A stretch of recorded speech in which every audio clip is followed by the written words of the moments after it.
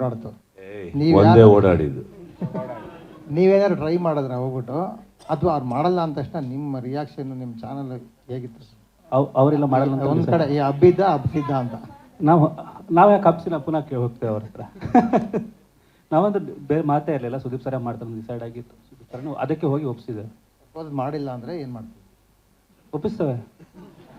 ಒಪ್ಪಿಸ್ತೇವೆ, ಯಾಕೆ ಮಾಡಲ್ಲ ಸರ್? ಮನೇಲಿರೋ ಹೆಣ್ಮಕ್ಳನ್ನ ನಾವು ಹೆಂಗನ್ನ ಸಮಾಧಾನ ಮಾಡ್ಬೋದು ಸರ್. ಈ ಪ್ರಕಾಶ್ ಸುಷ್ಮಾ ಅವ್ರು 3 ಜನ ಒಟ್ಟಿಗೆ ಬಂದರೆ ಆಗಲ್ಲ ಸರ್, ಬಿಡಲೇ ಇಲ್ಲ. ಆಮೇಲೆ ಬಂದಿದ್ದ ಹೆಸರು ನೀವು ಹೇಳ್ತಾರೆ, ಇನ್ನೊಂದು ಹೆಸರು ಓಡಾಡ್ತು ಅಂತಂದ್ರು. ಒಳ್ಳೆ ಹೆಸರು ತಾನೇ ಬಂದಿತ್ತು, ನಮ್ಮ ತಮ್ಮಂದೇ ಬಂದಿದ್ದು, ಒಳ್ಳೇದಾಗಲಿ ಬಿಡಿ. ಏನೀಗ ಅಲ್ವಾ? ನಾನು ಅದ್ರ ಬಗ್ಗೆ ಹೇಳ್ತಿಲ್ಲ. ಇವರು ಲಾಸ್ಟ್ ಟೈಮ್ ನಮ್ಮ ಗುಂತ್ಕಲ್ಲಿದ್ದಾಗಲೂ ಅವ್ರು ಹೇಳ್ತಾಯಿದ್ರು, ಅವ್ರೆಲ್ಲ ನಾವು ಮಾಡ್ತಿಲ್ಲ ಅಂದ್ರೆ ಗುಂತ್ಕಲ್ಲಿದ್ದಾಗ.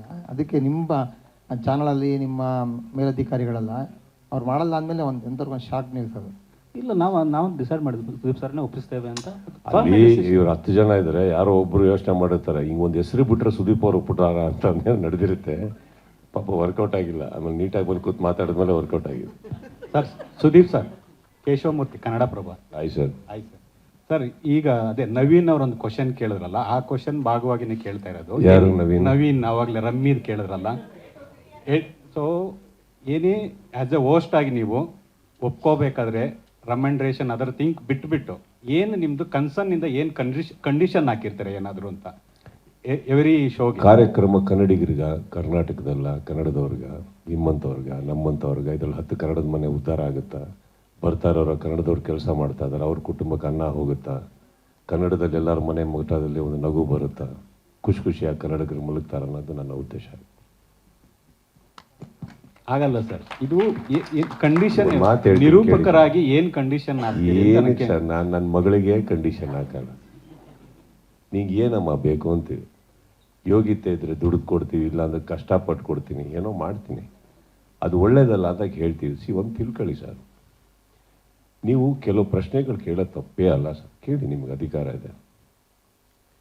ಬಟ್ ಕೆಲವು ಅರ್ಥ ಮಾಡ್ಕೊಳ್ಳಿ.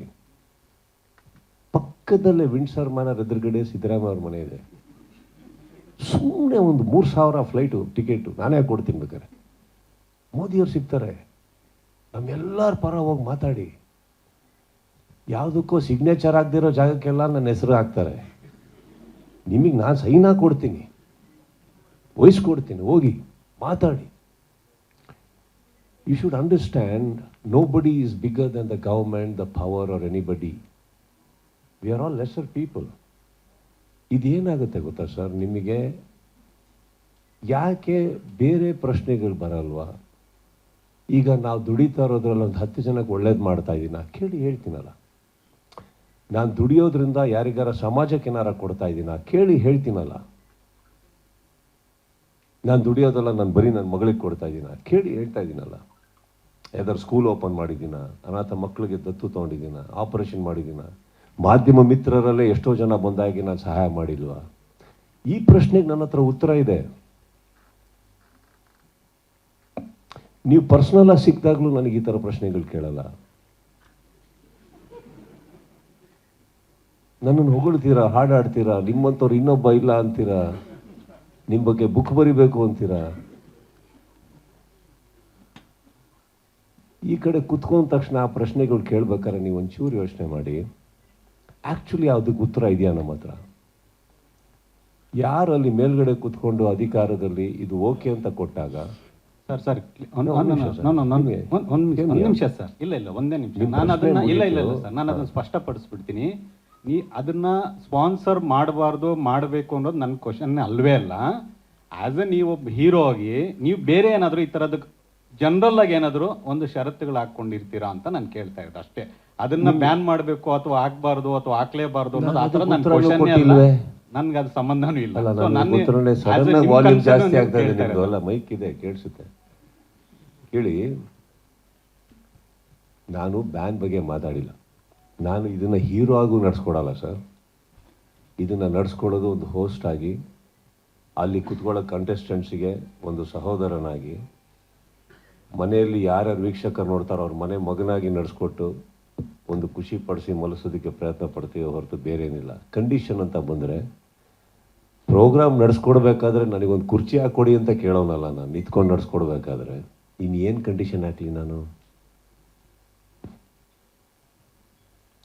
ಟೆಲ್ಮಿ, ನಿಮ್ಮ ಪ್ರಕಾರ ನಾನು ಎಷ್ಟು ಅವರ್ಸ್ ನಿಂತ್ಕೋತೀನಿ, ಎಷ್ಟು ಅವರ್ಸ್ ಒಂದು ದಿನದಲ್ಲಿ ಕಾಲ ಕಳೀತೀನಿ, ಎಷ್ಟು ಅವರ್ಸ್ ಮಾತಾಡ್ತೀನಿ? ನೀವು ಅದನ್ನು ಕೇವಲ 1.5 ಗಂಟೆಯಲ್ಲಿ ನೋಡ್ತೀರಿ. ಸೊ ನಾನು ಅದಕ್ಕೆ ಯಾವುದಕ್ಕೂ ಕಂಡೀಷನ್ ಹಾಕಲ್ಲ ಅಂದಮೇಲೆ ನಿಷ್ಕಳಂಕವಾಗಿ ಒಂದು ಕಾರ್ಯಕ್ರಮನ ನಡೆಸ್ಕೊಡುವಂಥ ಪ್ರಯತ್ನ ಪಡ್ತೀನಿ ನಾನು, ನಿಮ್ಗಳಿಗೆ ಖುಷಿ ಪಡೋಕ್ಕೆ. ಸ್ವಾದಿಷ್ಟತೆಯ ಸ್ವಾದ, ತಾಜಾತನದ ಆಹ್ಲಾದ, ಉತ್ತಮ ಆರೋಗ್ಯ ಮತ್ತು ಹೆಚ್ಚಿನ ರೋಗ ನಿರೋಧಕ ಶಕ್ತಿಯ ವೃದ್ಧಿಗೆ ಈಗ ನಿಮಗೆ ಸಿಗುತ್ತಿದೆ ಉತ್ತಮ ಗುಣಮಟ್ಟದ ಪೌಷ್ಟಿಕಾಂಶ. Shri Vaidik millet health mix, ಇದು ಸಿರಿಧಾನ್ಯಗಳ ಸಂಪತ್ತು.